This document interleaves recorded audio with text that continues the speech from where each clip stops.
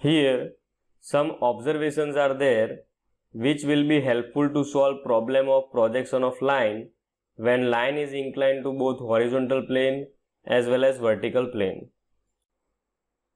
First observation is end points of elevation length and plan length like point P' and Q1' must be on same vertical line.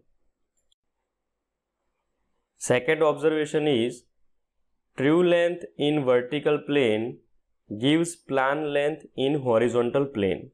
Similarly, plan length in horizontal plane gives true length in vertical plane.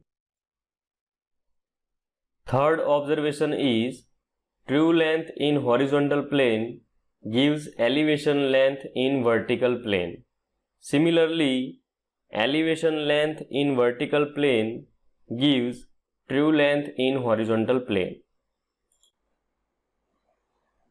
Fourth observation is if end projector distance is given, then indirectly vertical locus line of end points Q1' and Q1 is given.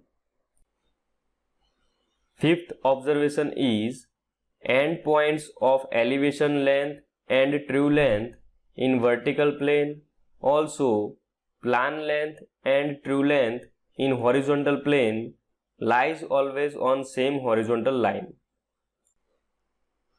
By keeping in mind these observations, you will be able to solve any problem of projection of line when line is inclined to horizontal plane as well as vertical plane.